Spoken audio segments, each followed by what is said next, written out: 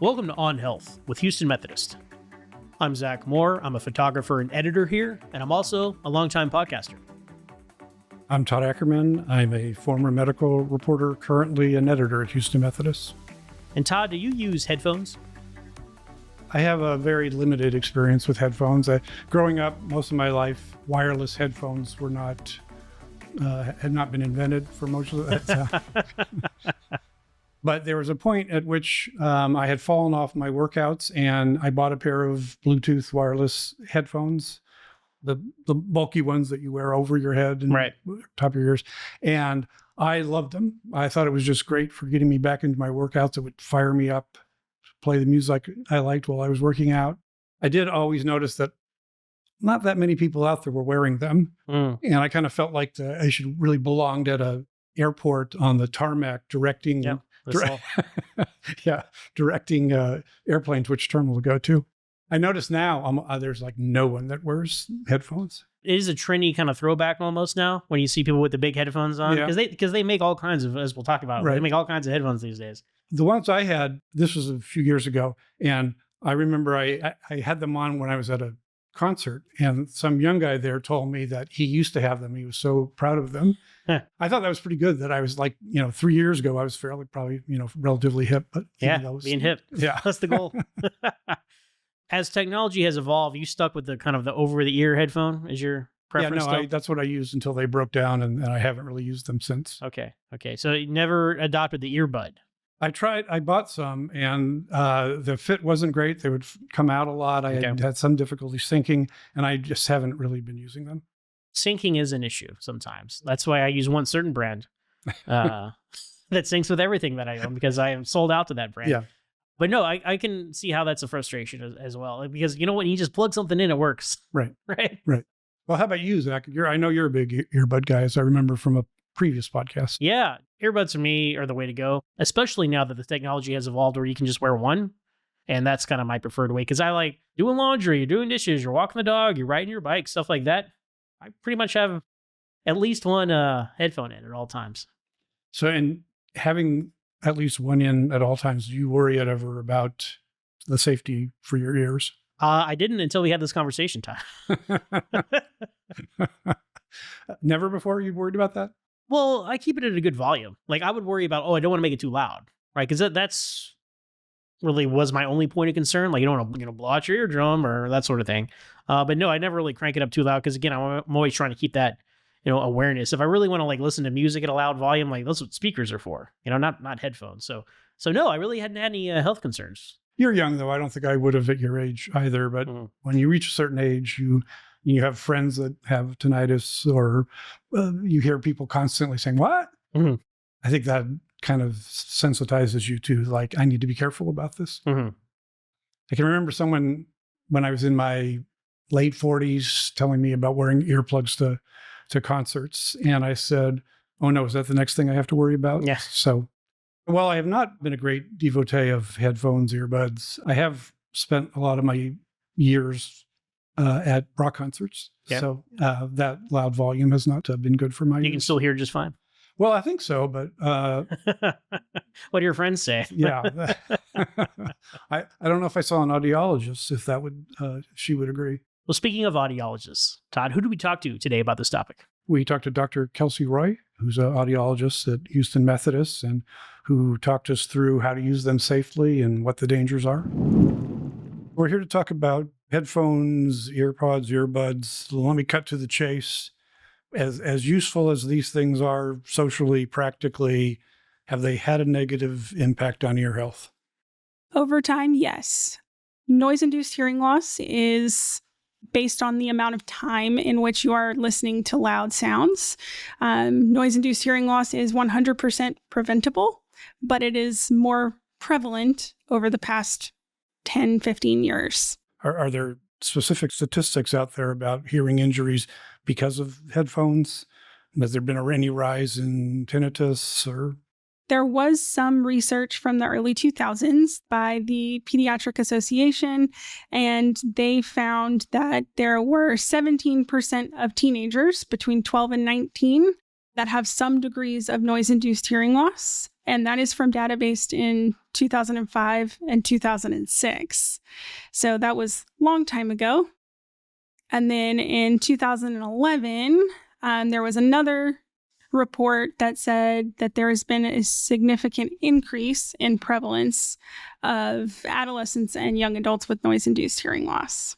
Is that reversible at that age? No, the noise-induced hearing loss is permanent. Yeah, I saw the World Health Organization warning that 1.1 billion young people are at risk. Yeah. The Hearing Loss Association of America also reports that 1 in 8 people between 6 and 19 have hearing loss due to noise exposure specifically. Wow. Goodness.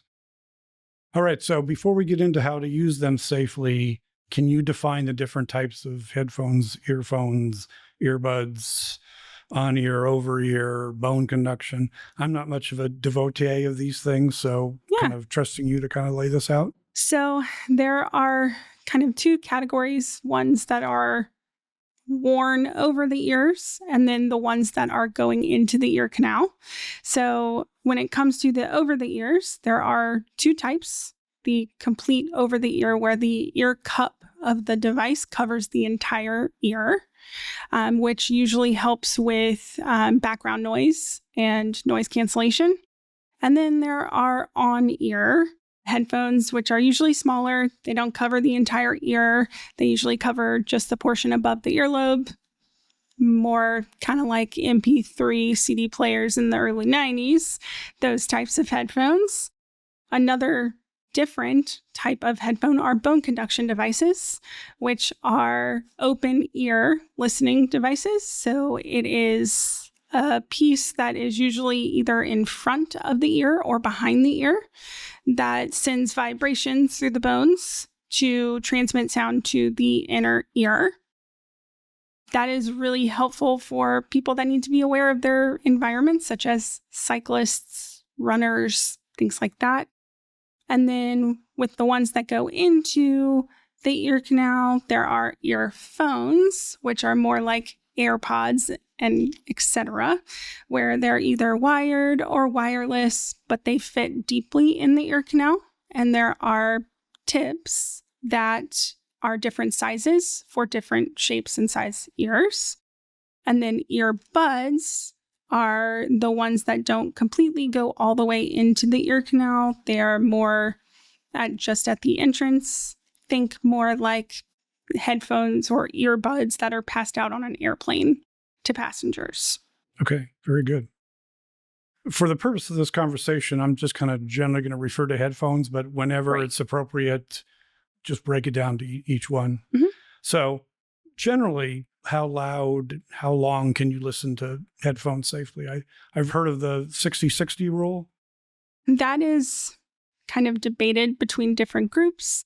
I found one that says Cleveland Clinic says that if you are listening to headphones at 80% maximum volume, then you can only listen to it 90 minutes a day total. And so that means even if you were listening to it at a lower volume throughout the day, you've hit your 90-minute mark.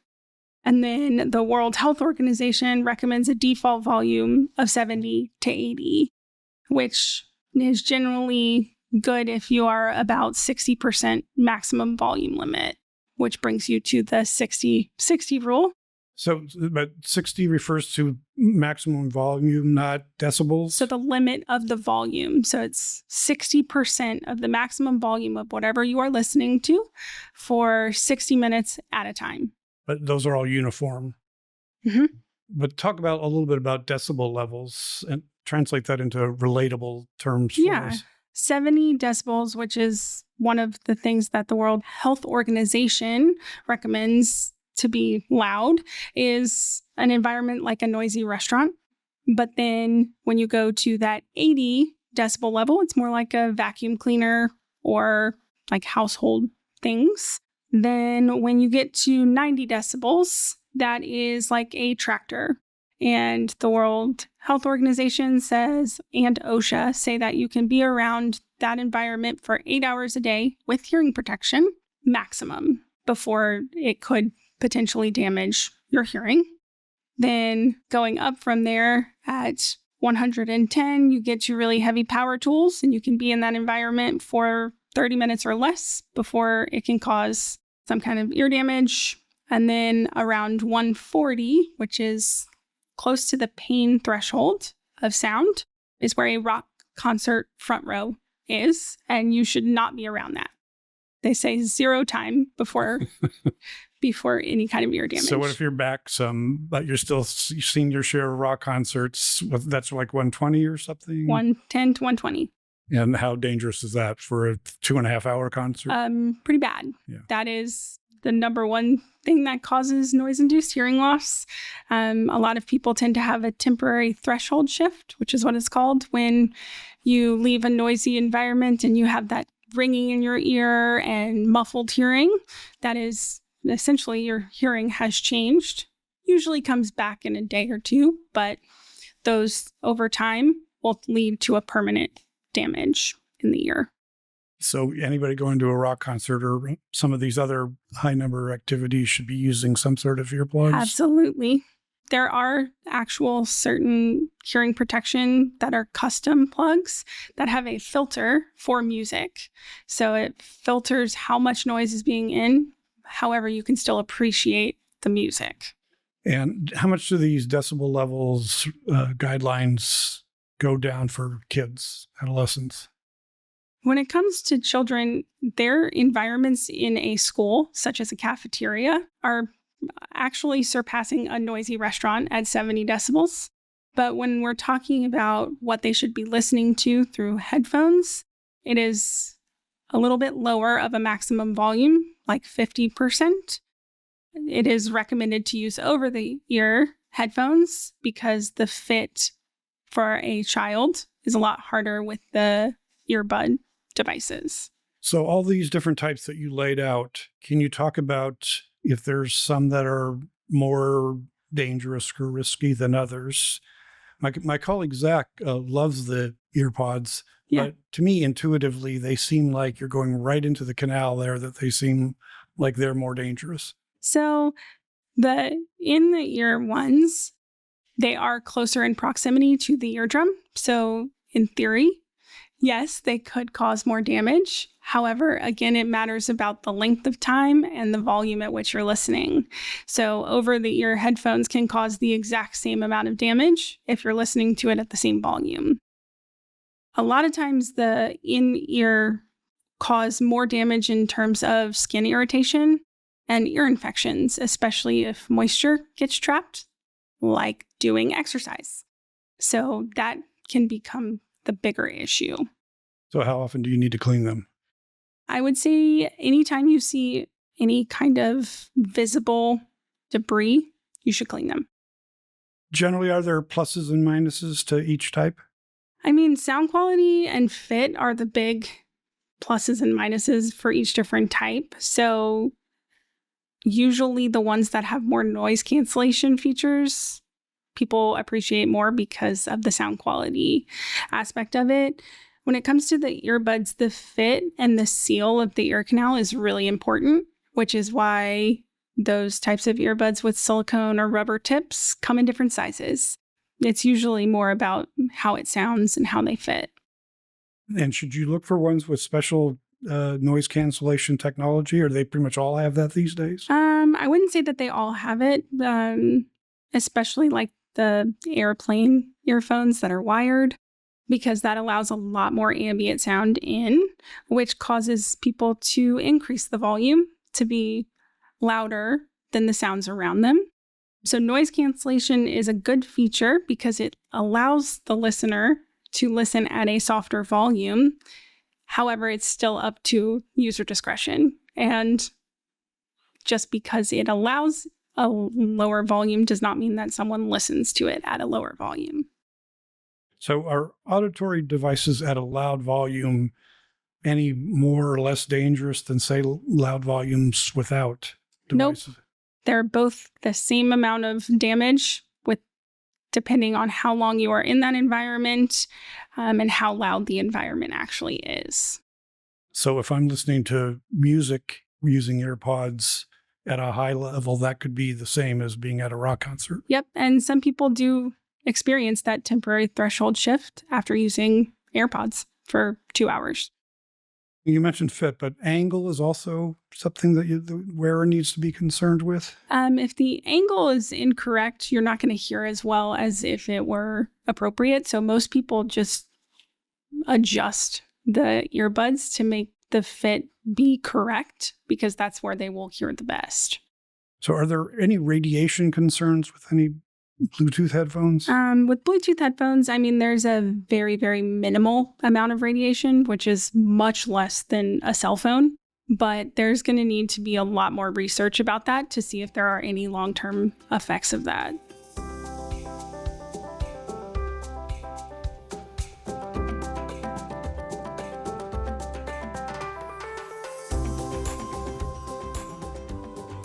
After the break, more with Dr. Roy on headphones and hearing health. From annual checkups to managing chronic conditions, your healthcare should be personalized to you. At Houston Methodist, our primary care doctors provide customized care for you and your family, with more than 40 convenient locations across Greater Houston. We offer a variety of ways to get care, from in-person and virtual appointments to same-day visits when you're sick. Choose your doctor and schedule online at houstonmethodist.org/stayhealthy. Houston Methodist, leading medicine. For me, thinking about headphones and what you listen to, I mostly think of music, but also like audiobooks or podcasts. They can't possibly pose the same decibel threat that music can they? They actually can. Music has a wider frequency range, so that's when you associate those really bass sounds that you hear from other cars on the street. But if you are listening at the same volume to a song versus an audiobook versus a podcast, it's still doing the same amount of damage. So some people like these earbuds because you can fall asleep with them. To me, that seems kind of dangerous. I agree.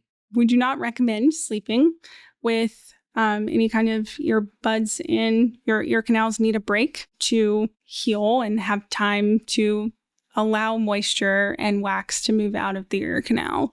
So if you need something like sleep ASMR kind of devices, there are things that are specific for sleep, like pillow speakers are a thing, or noise machines, especially ones that have a timer where they turn off after a certain time amount. Are those just as bad as using earplugs?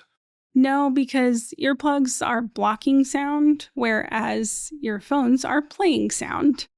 So some people use earplugs if their partner snores, but some people in that situation could also use earbuds, and that could cause more damage than the earplugs would.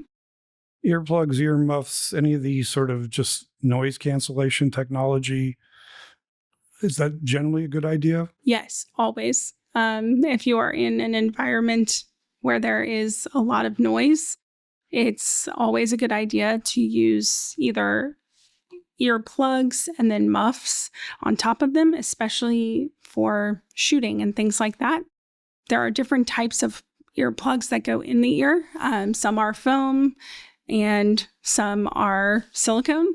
The foam ones are not a one-size-fits-all type of hearing protection, but most places that offer hearing protection only have one size. The silicone devices that have like flanges on them come in different sizes, and those usually allow more protection because they're more suitable for your ear canal. So what are potential early warning signs of too loud of headphones? I mean, I'm thinking that once you start experiencing certain things like ringing in the ears, some damage is already done. Yep. What is are there early warning signs? Mm-hmm. So tinnitus is one of the earliest signs of any amount of damage in your ear. Just because you have tinnitus doesn't mean that a hearing test is going to show any hearing loss. Typical hearing tests only test up to about 8,000 hertz. but there are ultra high frequency hearing tests that test up to about 20,000 hertz. So sometimes in those ultra high frequency tests, if there's damage there, that means that there's damage and it will likely continue if you continue listening to the volumes you are listening to, which brings into the conversation something that is very heavily researched recently, which is hidden hearing loss, meaning on a typical hearing evaluation, you have normal hearing, but you feel you cannot hear or understand when there's noise present. What is usually happening there is that the synapse between the inner ear and the auditory nerve is damaged, which doesn't show those typical frequencies that are tested in a hearing test, but the signal coming from the environment is not clear to the auditory nerve. This is when the ambient noise is fairly low, because I think we've all been in a bar or something where it's hard to hear the other person talk because it seems so loud around you.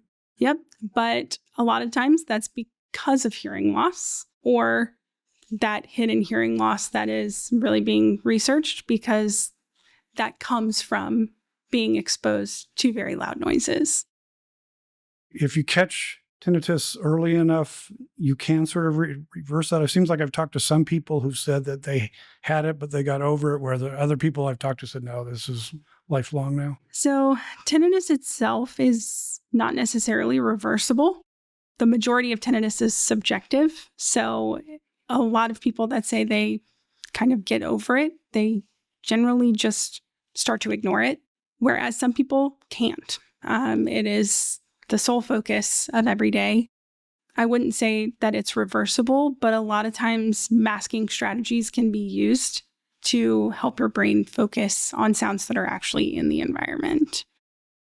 How much of an insidious effect is there from headphones? Like, say you listen to them at fairly loud volumes in your teens, early 20s, but then became more responsible as you get older. Is there some cumulative effect from all that at some point it's going to start affecting your hearing? So damage is damage. If you listen to it consistently in your 20s, you are more likely to have hearing loss earlier in your life. So at the age of 50, you might have hearing loss that looks like someone who is 80 now. So headphones are very dangerous if you are listening to them consistently, very loud. And is kind of headphone overuse at all hard on the brain? Kind of just puts a lot of pressure there? It can be.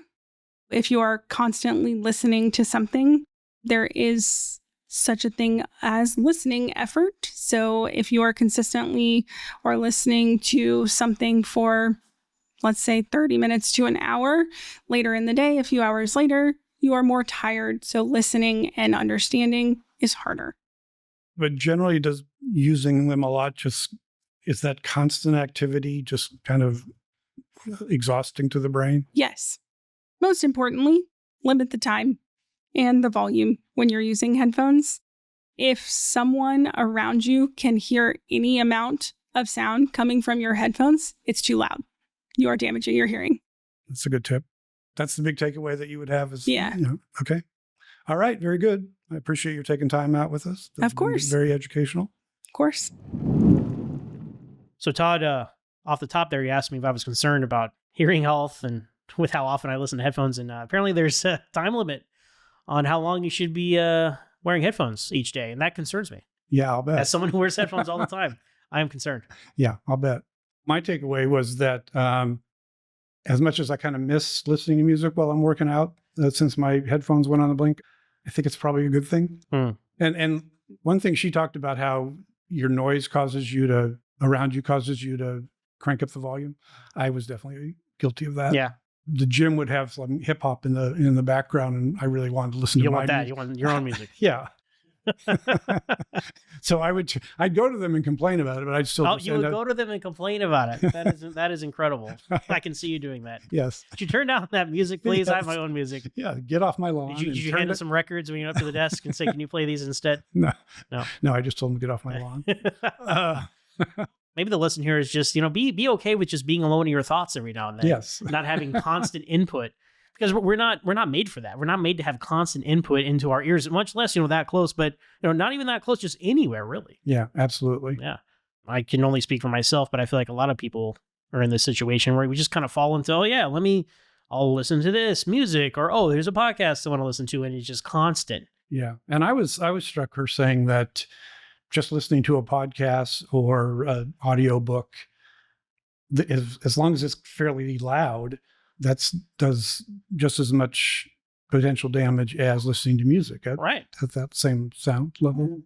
Also, I was a little struck by, it's not a great sign if you're in a restaurant or a bar, and to me it seems kind of loud and you're having some trouble hearing the person. Because I thought everybody kind of experienced that. Even when I was younger, I kind of remember not really loving bars because it would be loud and it would be hard to have a conversation with someone. But lo and behold, that might not be a good sign. Yeah. Yeah. I mean, hearing is one of those kind of undercover health issues where I think, you don't go somewhere specifically regularly, right? Because you're supposed to go to the dentist for your teeth. Right. And the optometrist or ophthalmologist for your eyes, right? For your ears, I mean, we have ENTs, but we don't have a regularly scheduled your annual ENT appointment, right? And that's why I think hearing health is something that falls through the cracks. Yeah, that's a good point. I definitely plan on being a little bit more proactive now. Certainly, I'm going to look into earplugs for going to rock concerts. I like the idea that you said there are ones that you can adjust them so you can still hear the music well. It kind of just filters out a lot of the ambient noise. But like I say, it does concern me some of the amount of time I've spent in arenas listening to Bruce Springsteen. Yeah. No, I'm really going to have to think about how much I listen to, because I really do, between music and podcasts, and just I always have something on, it seems. There are a lot of health reasons that you should probably take some time away from the speaker, whether it be in or outside of your ear via headphone. Kind of unplugged, really. Yeah. Yeah. Even though your headphones are wireless, you're still plugged in if you're listening to headphones, right? Right, exactly. All right, well, that's going to do it for this episode of On Health with Houston Methodist. Be sure to share, like, and subscribe wherever you get your podcasts. We drop episodes Tuesday mornings. So until next time, stay tuned and stay healthy.